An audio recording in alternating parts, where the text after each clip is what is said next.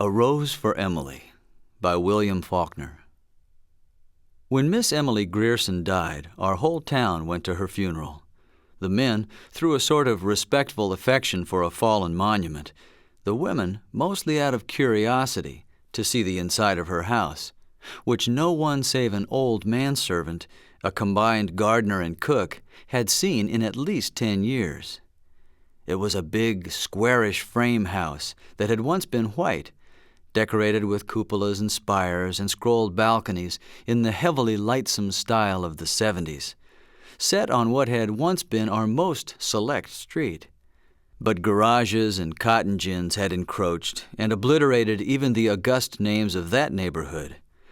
Only Miss Emily's house was left, lifting its stubborn and coquettish decay above the cotton wagons and the gasoline pumps, an eyesore among eyesores. And now Miss Emily had gone to join the representatives of those august names, where they lay in the cedar-bemused cemetery among the ranked and anonymous graves of Union and Confederate soldiers who fell at the Battle of Jefferson. Alive, Miss Emily had been a tradition, a duty, and a care, a sort of hereditary obligation upon the town, dating from that day in 1894, when Colonel Sartoris, the mayor, he who fathered the edict that no Negro woman should appear on the streets without an apron, remitted her taxes, the dispensation dating from the death of her father on into perpetuity. Not that Miss Emily would have accepted charity. Colonel Sartoris invented an involved tale to the effect that Miss Emily's father had loaned money to the town, which the town, as a matter of business, preferred this way of repaying. Only a man of Colonel Sartoris' generation and thought could have invented it, and only a woman could have believed it. When the next generation, with its more modern ideas, became mayors and aldermen, this arrangement created some little dissatisfaction. On the first of the year they mailed her a tax notice. February came and there was no reply. They wrote her a formal letter asking her to call at the sheriff's office at her convenience.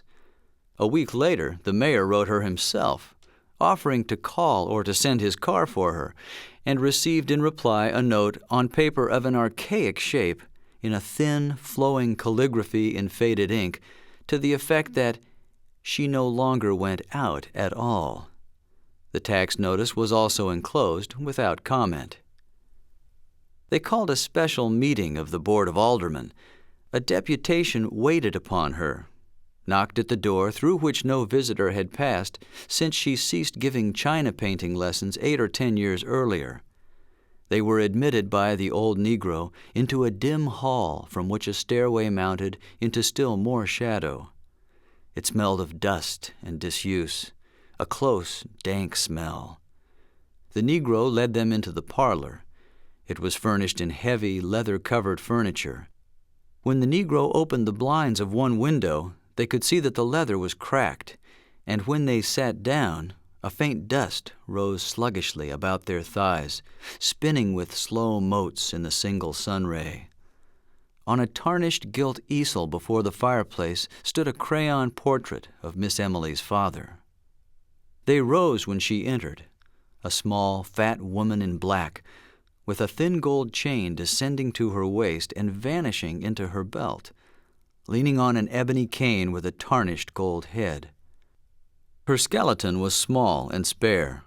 Perhaps that was why what would have been merely plumpness in another was obesity in her. She looked bloated, like a body long submerged in motionless water, and of that pallid hue. Her eyes, lost in the fatty ridges of her face, looked like 2 small pieces of coal pressed into a lump of dough as they moved from one face to another while the visitors stated their errand. She did not ask them to sit. She just stood in the door and listened quietly until the spokesman came to a stumbling halt. Then they could hear the invisible watch ticking at the end of the gold chain. Her voice was dry and cold. "I have no taxes in Jefferson. Colonel Sartoris explained it to me. Perhaps one of you can gain access to the city records and satisfy yourselves." But we are the city authorities, Miss Emily. Didn't you get a notice from the sheriff signed by him?" "I received a paper, yes," Miss Emily said. "Perhaps he considers himself the sheriff. I have no taxes in Jefferson." "But there is nothing on the books to show that, you see. We must go by the—" "See Colonel Sartoris. I have no taxes in Jefferson." "But Miss Emily—" "See Colonel Sartoris." Colonel Sartoris had been dead almost 10 years. "I have no taxes in Jefferson. Toby," the Negro appeared, "show these gentlemen out." So she vanquished them, horse and foot, just as she had vanquished their fathers 30 years before about the smell. That was 2 years after her father's death and a short time after her sweetheart, the one we believed would marry her, had deserted her. After her father's death, she went out very little. After her sweetheart went away, people hardly saw her at all. A few of the ladies had the temerity to call, but were not received, and the only sign of life about the place was the Negro man, a young man then, going in and out with a market basket. "Just as if a man, any man, could keep a kitchen properly," the ladies said. So they were not surprised when the smell developed. It was another link between the gross, teeming world and the high and mighty Griersons. A neighbor, a woman, complained to the mayor, Judge Stevens, 80 years old. "But what will you have me do about it, madam?" he said. "Why, send her word to stop it," the woman said. "Isn't there a law?" "I'm sure that won't be necessary," Judge Stevens said. "It's probably just a snake or a rat that nigger of hers killed in the yard. I'll speak to him about it." The next day he received 2 more complaints, one from a man who came in diffident deprecation. "We really must do something about it, Judge. I'd be the last one in the world to bother Miss Emily, but we've got to do something." That night the Board of Aldermen met, 3 graybeards and 1 younger man, a member of the rising generation. "It's simple enough," he said. "Send her word to have her place cleaned up, give her a certain time to do it in, and if she don't—" "Damn it, sir," Judge Stevens said, "will you accuse a lady to her face of smelling bad?" So the next night, after midnight, 4 men crossed Miss Emily's lawn and slunk about the house like burglars, sniffing along the base of the brickwork and at the cellar openings, while one of them performed a regular sewing motion with his hand out of a sack slung from his shoulder. They broke open the cellar door and sprinkled lime there and in all the outbuildings. As they recrossed the lawn, a window that had been dark was lighted, and Miss Emily sat in it, the light behind her and her upright torso motionless as that of an idol. They crept quietly across the lawn and into the shadow of the locusts that lined the street. After a week or 2, the smell went away. That was when people had begun to feel really sorry for her. People in our town, remembering how old Lady Wyatt, her great-aunt, had gone completely crazy at last, believed that the Griersons held themselves a little too high for what they really were. None of the young men were quite good enough for Miss Emily and such. We had long thought of them as a tableau, Miss Emily a slender figure in white in the background, her father a spraddled silhouette in the foreground, his back to her and clutching a horsewhip, the 2 of them framed by the back-flung front door.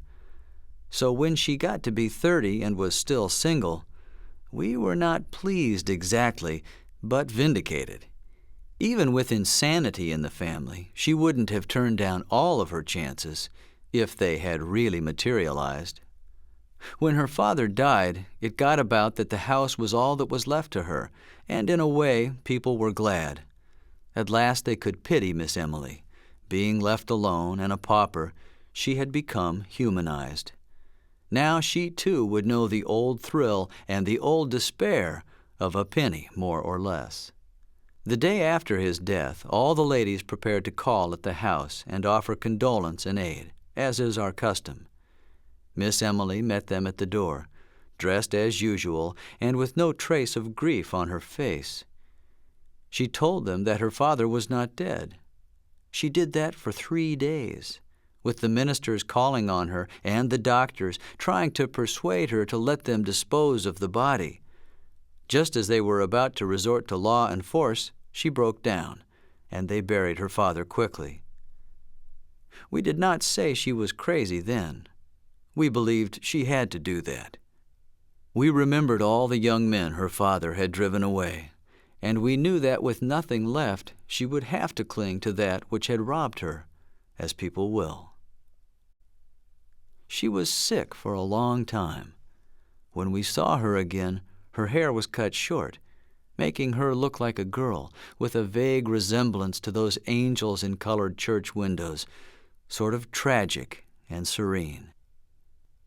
The town had just let the contracts for paving the sidewalks, and in the summer after her father's death, they began the work.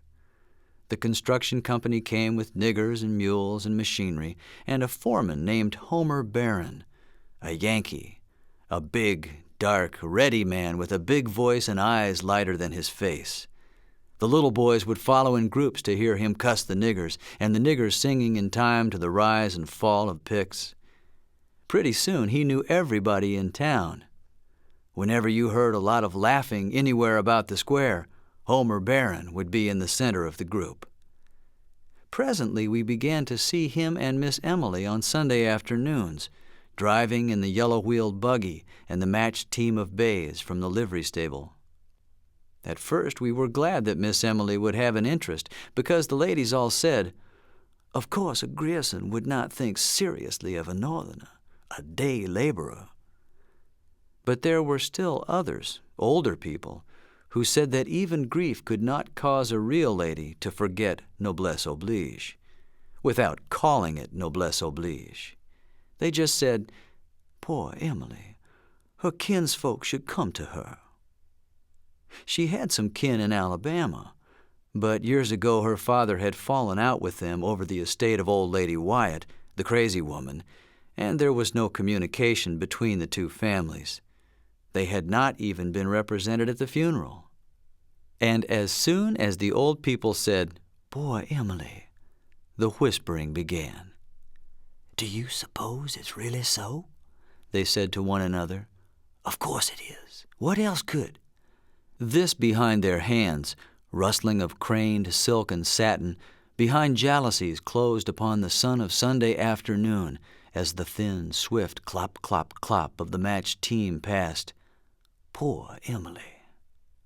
She carried her head high enough, even when we believed that she was fallen. It was as if she demanded more than ever the recognition of her dignity as the last Grierson, as if it had wanted that touch of earthiness to reaffirm her imperviousness. Like when she bought the rat poison, the arsenic. That was over a year after they had begun to say, "Poor Emily," and while the two female cousins were visiting her. "I want some poison," she said to the druggist. She was over 30 then, still a slight woman, though thinner than usual, with cold, haughty black eyes, in a face the flesh of which was strained across the temples and about the eye sockets, as you imagine a lighthouse keeper's face ought to look. "I want some poison," she said. "Yes, Miss Emily. What kind? For rats and such? I'd recommend—" "I want the best you have. I don't care what kind." The druggist named several.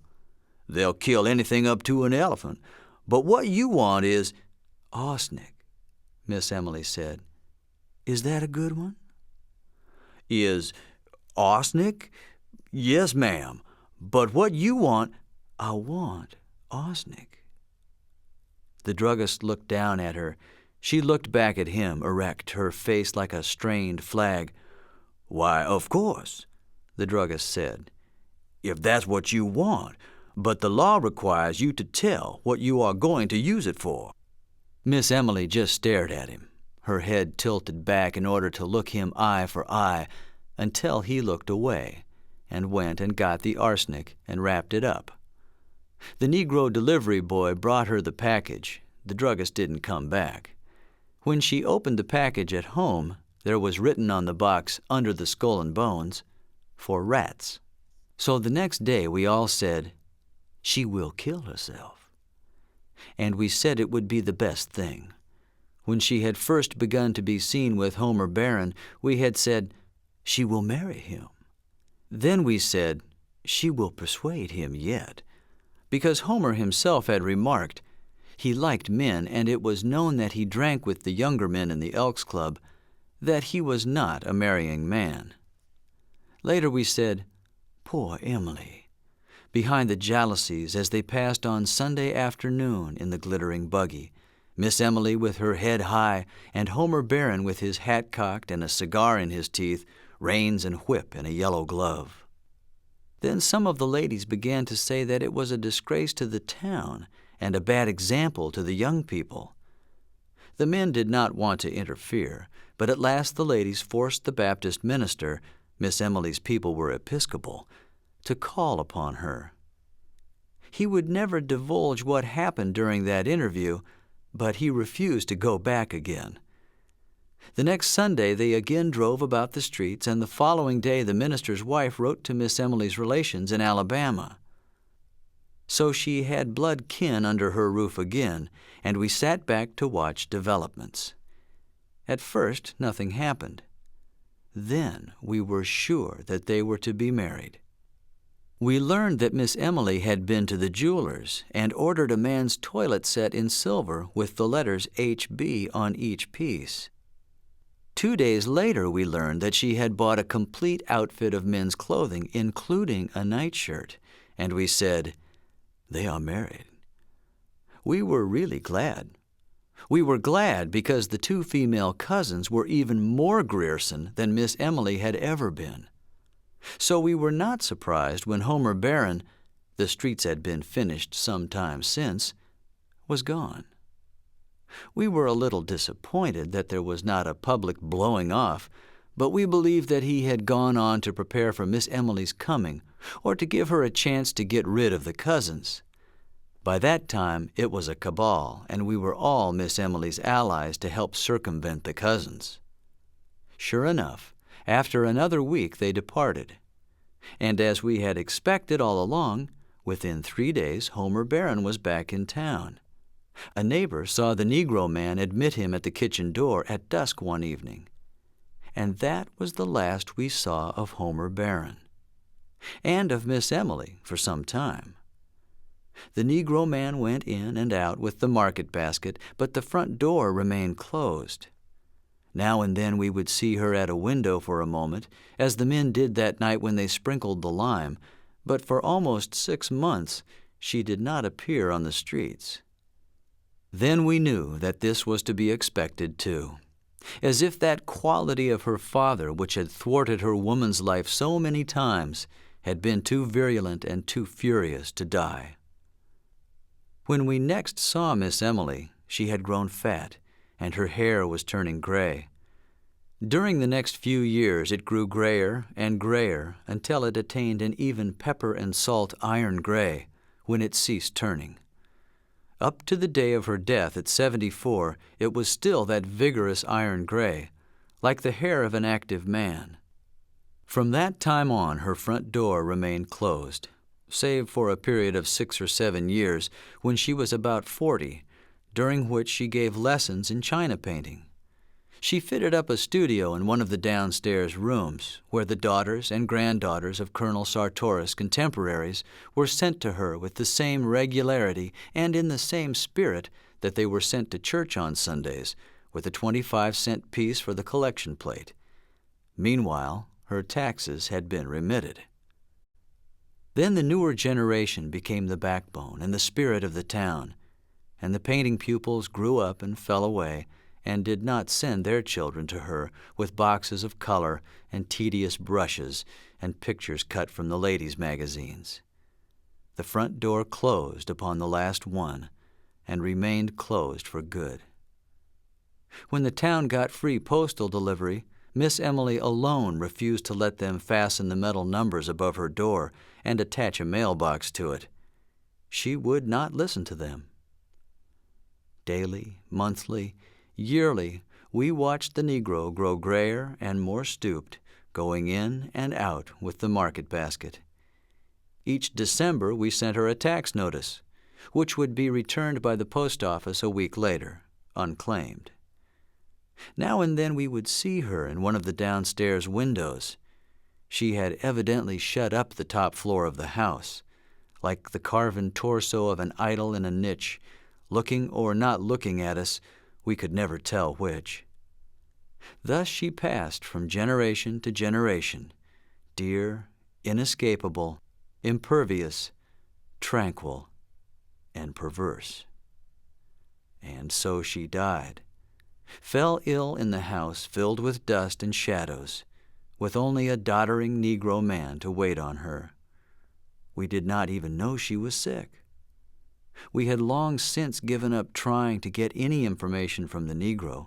He talked to no one, probably not even to her, for his voice had grown harsh and rusty, as if from disuse.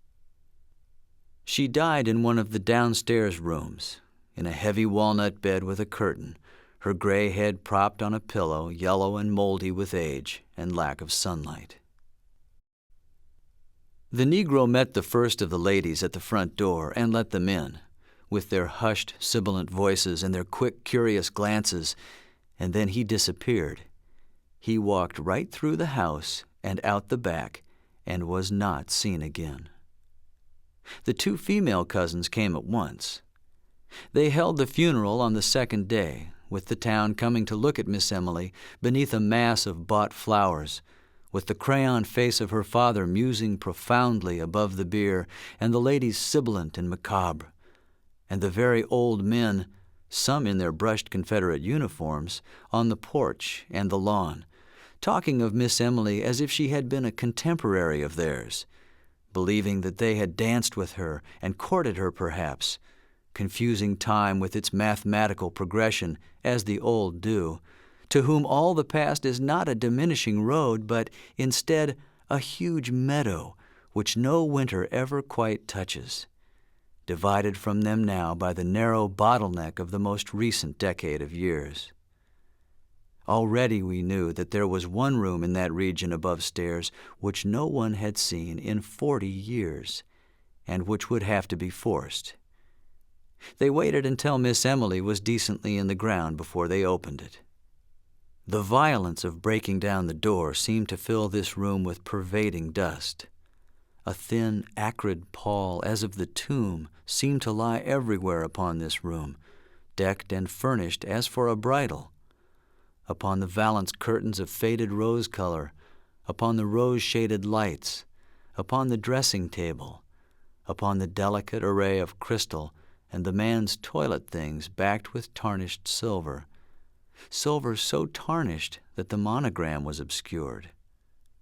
Among them lay a collar and tie, as if they had just been removed, which lifted, left upon the surface a pale crescent in the dust. Upon a chair hung the suit, carefully folded. Beneath it the two mute shoes and the discarded socks.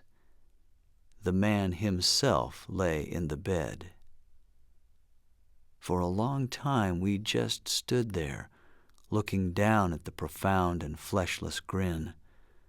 The body had apparently once lain in the attitude of an embrace, but now the long sleep that outlasts love, that conquers even the grimace of love, had cuckolded him. What was left of him, rotted beneath what was left of the nightshirt, had become inextricable from the bed in which he lay, and upon him and upon the pillow beside him lay that even coating of the patient and biting dust. Then we noticed that in the second pillow was the indentation of a head. One of us lifted something from it, and leaning forward, that faint and invisible dust dry and acrid in the nostrils, we saw a long strand of iron-gray hair.